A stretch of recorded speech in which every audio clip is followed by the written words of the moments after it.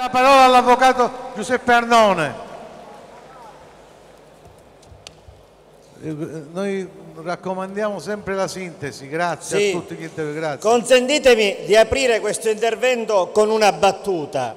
In questi mesi ci siamo molto divertiti nell'immaginare chi ha pagato la casa del ministro Scaloia, che ha avuto questa brillante idea di fare a sua insaputa questo regalo al ministro.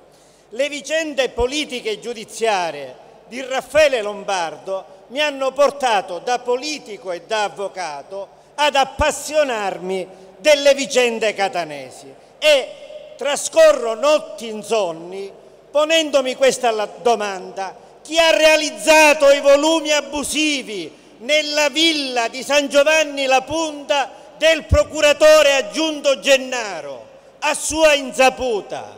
A sua insaputa, signori, a sua insaputa, perché non posso mai pensare che nella villa nuova di Zecca un procuratore aggiunto vada a realizzare dei volumi abusivi che devono poi essere sanati da un comune dove la sua procura fa le indagini. Non posso pensarlo da avvocato e da politico. Io voglio soffermarmi immediatamente su un punto, spiegare anche all'opinione pubblica che ci segue fuori da qui. Presidente Arnone, le chiedo perdono, l'importante è che ci riconduciamo a concetti generali, non a fissare argomenti particolari. Per carità, no, di concetti generali parliamo. Chiusa la parentesi sul dubbio, poi chi vuole può leggere il volantone che io ho scritto, che porta anche i miei interventi sul quotidiano Europa, sulle ragioni politiche, perché da 1 anno e mezzo io sono uno dei più convinti sostenitori di questa esperienza politica. Esperienza politica che va rivendicata con forza.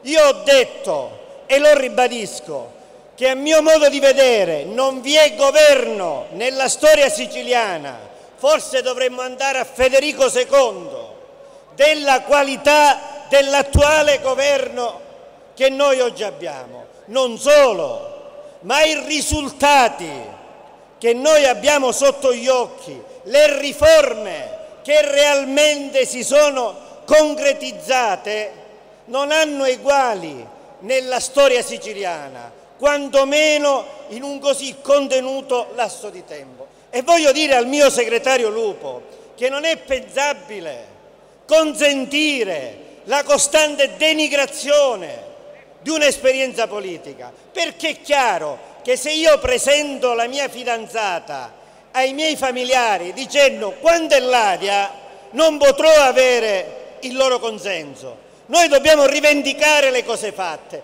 Cosa significa per la democrazia siciliana avere approvato una legge che restituisce ai cittadini la possibilità di scegliersi il sindaco? Lo vogliamo sottacere?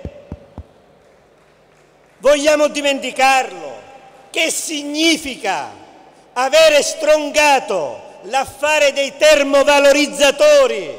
Noi abbiamo pentiti che già ci raccontano come le cosche avevano lottizzato i termovalorizzatori da realizzare. Quella di Dicati aveva messo gli occhi, lo dice lui, sul termovalorizzatore di Casteltermini. Sono fatti.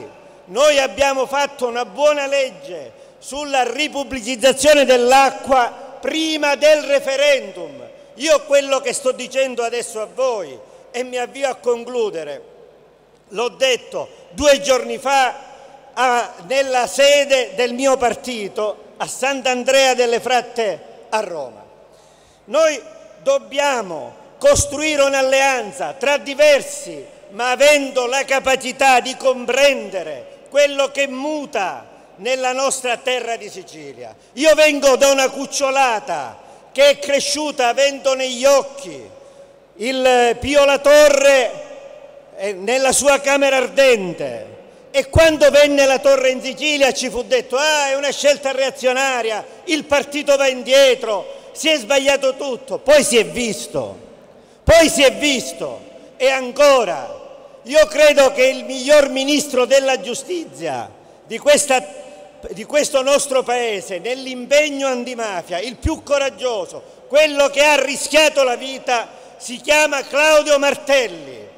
E avevo innanzi a me, e concludo veramente, nel 1992, perché il percorso antimafia l'ho fatto tutto, degli imbecilli che mi trovo ancora oggi contro, che dicevano Falcone si è venduto, mantiene i segreti nei cassetti. Gli imbecilli hanno fatto carriera, Falcone è stato ammazzato.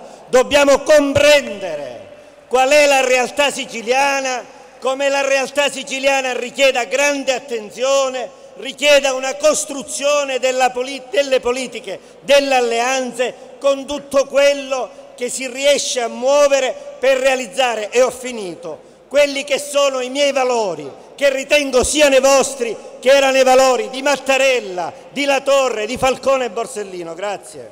Grazie tante.